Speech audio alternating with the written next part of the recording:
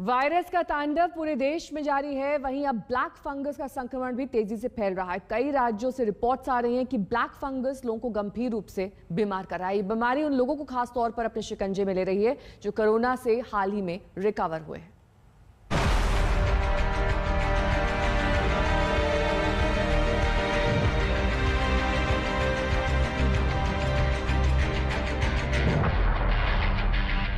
जब corona virus का Indian variant तबाही मचाए हुए है, ठीक उसी वक्त ब्लैक फंगस इन्फेक्शन के केस तेजी से बढ़ रहे हैं।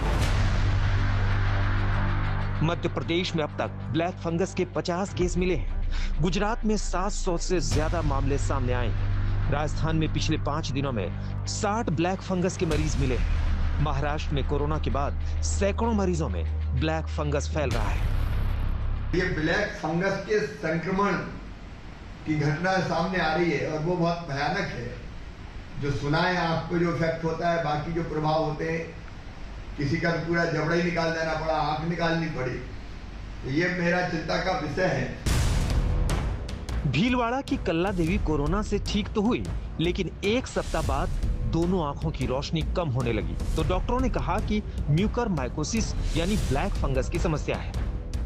कोविड के 13 से 14 दिन बाद जब ये रिकवर होने में अप्रोक्स हो गए थे, कोविड की रिकवरी कंप्लीट हो चुकी थी, उसके बाद इनको जो है सिर में दर्द और जबड़े में जो दर्द हुआ था, उसके साथ साथ कान में दर्द हुआ और आंखों में स्वेलिंग आके एक आंख जो है पूरी बंद हो चुकी थी। देश एक तरफ कोरोना से जूझ ही रहा था कि ब्लैक फंगस ने कहर ढाना शुरू कर दिया है। म्यूकोरमाइकोसिस नाम की बीमारी की वजह से लोग लगातार अस्पताल में पहुंच रहे हैं।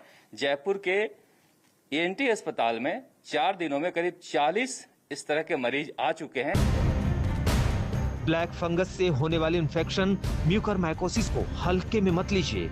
ये एक बेहद दुर्लभ संक्रमण है। आमतौर पर इन्फेक्शन नाक से शुरू होकर आंख और दिमाग तक पहुंचता है। अगर इसे शुरुआत में ही डिटेक्ट कर लिया जाए तो मरीज ठीक हो सकता है, लेकिन अगर देरी हुई तो ना सिर्फ जानलेवा है, बल्कि जो बच रहे हैं उनकी आंखों की रोशनी जाने का खतरा बना हुआ है। ये कितना खतरनाक है, इसका अंदाजा इसी से लगाया जा सकता है कि दिमाग में इसके पहुंचने पर मरीज की मौत होने की आशंका 70 से 80% तक होती है। ऑपरेशन के बाद भी मरीज को बचाना बेहद मुश्किल है। 20% लोगों को ये दिमाग में भी फैल चुकी है, उनका इलाज ऑलमोस्ट नामुमकिन है। कोशिश जारी है, फंगस की दवाई काम करे, लेकिन बहुत मुश्किल है। इसलिए इसको घातक भी कहते हैं, क्योंकि नाक से, जबड़े से आंख में जाता है और आंख से बहुत जल्दी दिमाग में फैलता है। अगर ये ब्रेन में चला जाता है तो ऑलमोस्ट 100% मोर्टेलिटी है, मतलब जानलेवा होने का रिस्क बहुत ज़्यादा है। सो इसको टाइम से पहचानना और ट्रीट करना बहुत ज़रूरी है।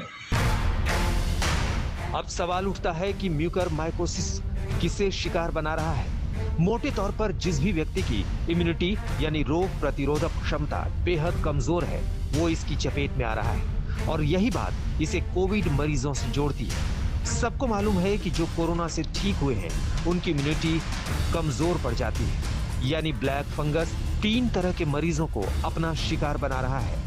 पहले कमजोर इम्यूनिटी वाले मरीज, दूसरे डायबिटीज के मरीज, और तीसरे कोविड-19 के वो गंभीर मरीज जिन्हें बचाने के लिए स्टेरॉइड्स का इस्तेमाल हो रहा है। यानी इन तीनों कारणों से मरीज की इम्यूनिटी कमजोर होती है और लापरवाही बरतने पर वो ब्लैक फंगस की चपेट में आ जाते हैं।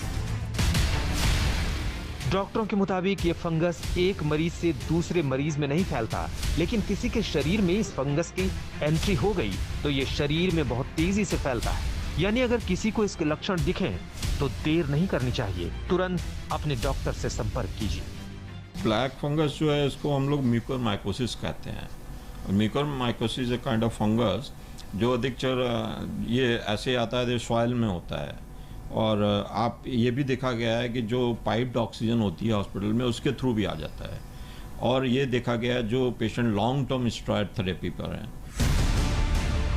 ब्लैक फंगस के लक्षण और उसके शिकार मरीजों को देखने के बाद एक्सपर्ट कम इम्यूनिटी वाले मरीजों के लिए इस बीमारी को घातक बता रहे हैं। यानी हर वो शख्स जो कोरोना से ठीक हुआ है, या जिसे शुगर की शिकायत है, या फिर कोई और गंभीर बीमारी है, उसे अपने शरीर की इम्यूनिटी पर बहुत ध्यान देने की जरूरत है। जयपुर से शरद कुमार, भोपाल से रवीश पाल सिंह, दिल्ली से मिलन शर्मा के साथ जितेंद्र वर्मा, होशंगाबाद, आज तक।